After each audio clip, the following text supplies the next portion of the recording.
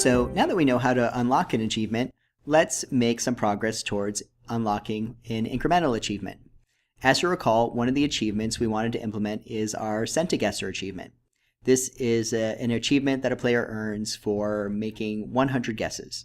And this is an incremental achievement, meaning that we want the player to see that they've made a certain amount of progress every time they play the game. And so let's get to implementing that.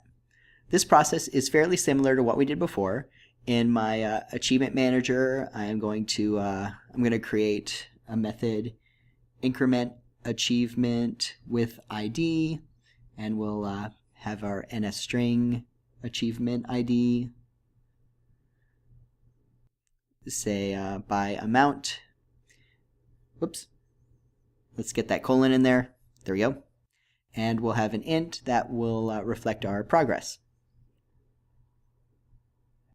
And now we can implement this method. We'll go down here and once again, like before, we're going to create a GPG achievement object.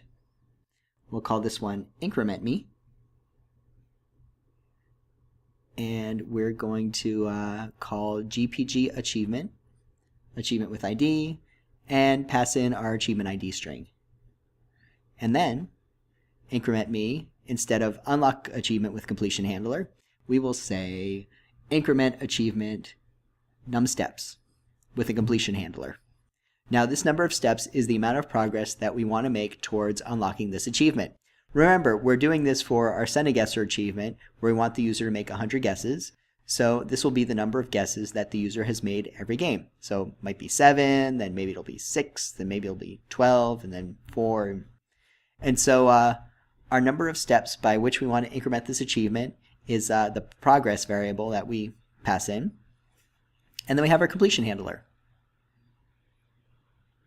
And let's put this on a new line.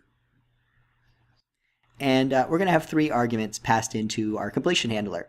First, have we newly unlocked this achievement? That is, have we made enough progress towards completing this achievement that we've unlocked it? Current steps is the number of total steps that the player has now made as reported by our system. And error is if there's any error. Now, by the way, if we wanted, we could leave this all blank. And everything will work just fine. The library will record everything, and it'll display an achievement unlock toast when appropriate. But just, so we can see what's going on, we'll do some logging here. So if error, we'll nslog got an error, or incrementing an achievement. And we'll pass in our localized description. And otherwise, if newly unlocked, nslog, hooray, newly unlocked. And I suppose in either case, we can nslog, according to the system, your total progress is now %d steps.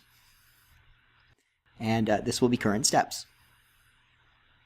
Close that up, and that's about it. We now have a generic method to make progress towards an achievement. Let's go back to our game model, and we're going to increment this achievement from our player guest method. Now you might be tempted to just increment this achievement here.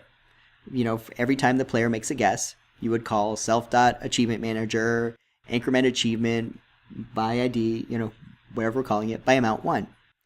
However, this will run you into trouble.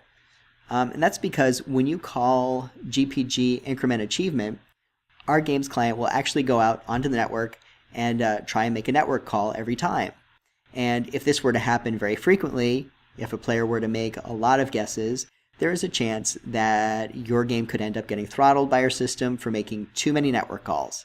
This is probably in contrast to Game Center's recommendation, where I believe they encourage you to make progress towards achievements constantly.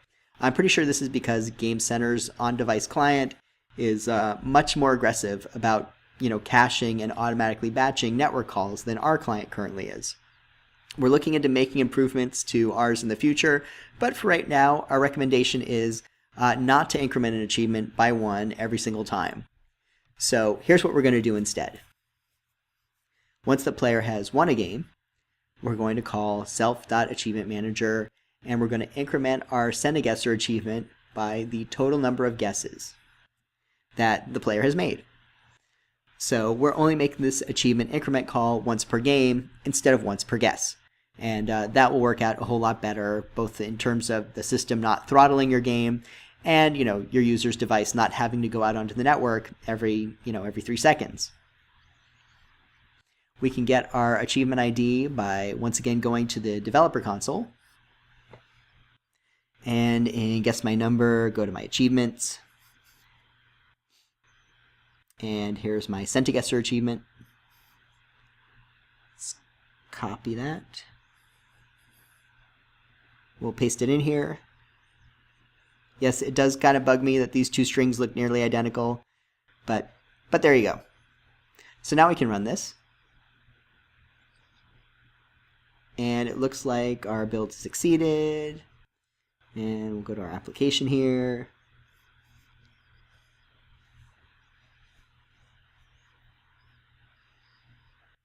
And check out our achievements.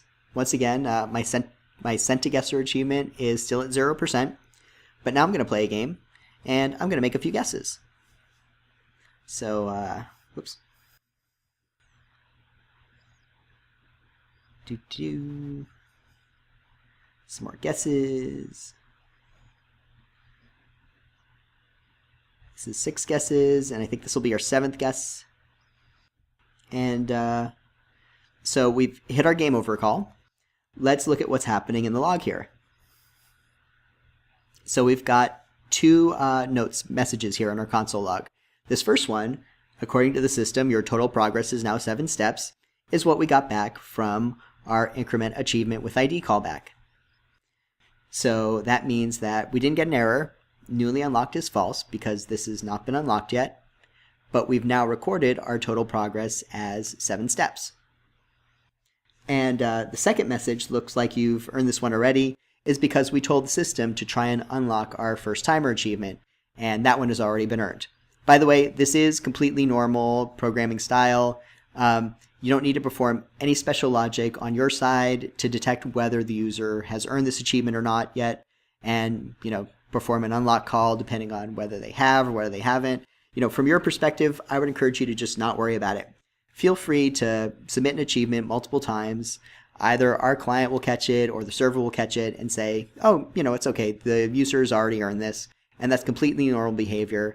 We don't expect you to perform a lot of logic just to keep track of this stuff. And by the way, if I were to run this again,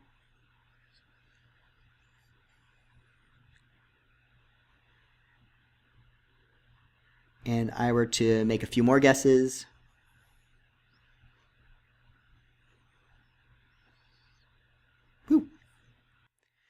you see I've made 7 guesses, and in my increment achievement with ID callback, you can see in the call I'm specifying the amount of progress as 7, but what gets returned back by the system is now 14. Again, I believe this is unlike Game Center, where it's your client's job to keep track of the total amount of progress the user has made towards unlocking an achievement. Play games, all you need to do is record the amount of progress the user has made for that game, and the system will add up your achievement progress for you. So there we go. We have now successfully incremented an achievement as well as unlocked an achievement. We have 2 more achievements to implement, but before we add those in, I don't know about you, but it's kind of bothering me that we've got our achievement IDs embedded right there within the code. So I think in our next lesson, we're going to clean this up a little bit, just get these out of here, and then we'll implement these last 2 achievements. So I'll see you soon.